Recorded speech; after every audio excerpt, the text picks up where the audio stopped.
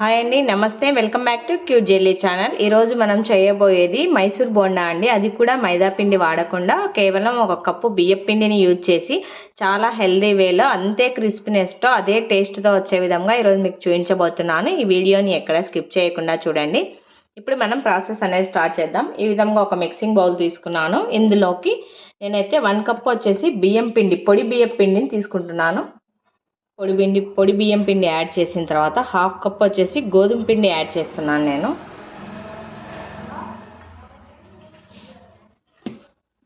ఈ బియ్యం పిండి గోధుమ పిండి రెండింటిని ఇలా ఒకసారి చక్కగా మిక్స్ చేసుకోవాలి. ఈ విధంగా ఈ పిండిలోకి ఒక 1/2 కప్ వచ్చేసి పెరుగు యాడ్ చేస్తున్నాను నేను.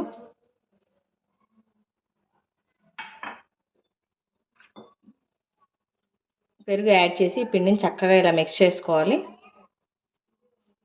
తర్వాత కొద్దిగా తగినన్ని వాటర్ వేసుకుంటూ బాగా మిక్స్ చేసుకోవాలి.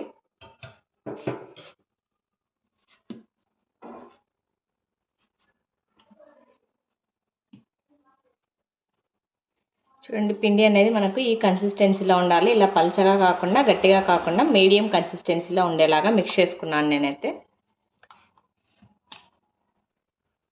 ఈ విధంగా మనం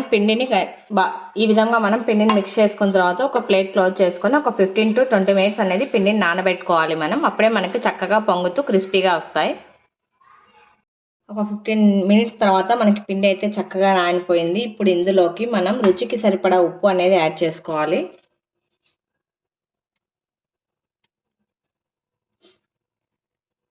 ఇప్పుడు అదే పిండిలోకి ఒక స్పూన్ వచ్చేసి బాంబే రవ్వ, మన ఉప్మా రవ్వ అంటాం కదా, కొద్దిగా కరివేపాకు, కొత్తిమీర, పచ్చిమిర్చి, కట్ చేసి పెట్టుకున్న ఉల్లిపాయలు, ఒక చిటికెడు వచ్చేసి వంట సోడా, ఒక 1/2 స్పూన్ జీలకర్ర, వీటన్నింటినీ కూడా ఈ పిండిలోకి యాడ్ చేసుకొని చక్కగా మిక్స్ చేసుకోవాలి. మనం ఈ బాంబే రవ్వ యాడ్ చేసుకోవడం వల్ల మనకి బోండాలు బాగా క్రిస్పీగా వస్తాయన్నమాట. మనం మైదా పిండితో చేసిన వాటికన్నా కూడా చాలా టేస్టీగా ఉంటాయి.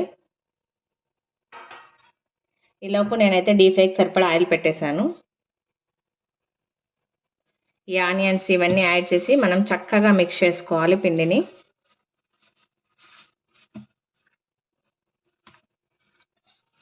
బోండాలు వేసేటప్పుడు ఎప్పుడైనా కాస్త పుల్లటి పెరుగు తీసుకోండి, బాగుంటుంది.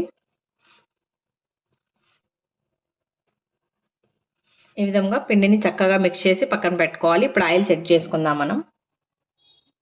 చూడండి, మనకు ఆయిల్ అనేది చక్కగా హీట్ అయిపోయింది. ఇప్పుడు మనం బోండాలని ఆయిల్లోకి డ్రాప్ చేసుకుందాం.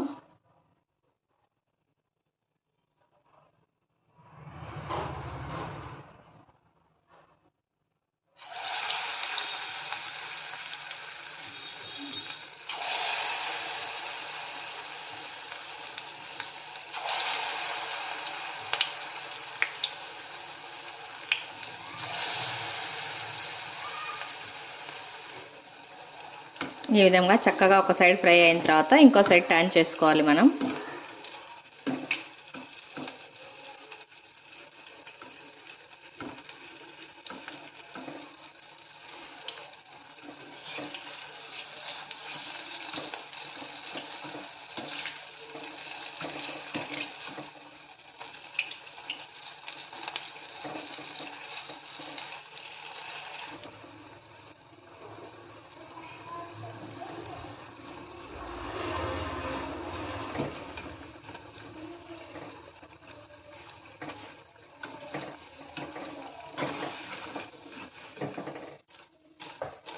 చూడండి, ఈ విధంగా రెండు వైపులా టర్న్ చేసుకొని చక్కగా గోల్డెన్ బ్రౌన్ కలర్ వచ్చేదాకా ఫ్రై చేసుకోవాలి. చాలా సింపుల్ ప్రాసెస్ అండి.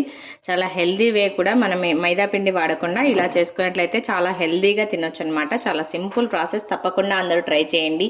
ఈ రెసిపీ కనుక మీకు నచ్చినట్లయితే లైక్ చేయండి, షేర్ చేయండి. తప్పకుండా అందరూ సబ్స్క్రైబ్ చేయండి. Thanks for watching.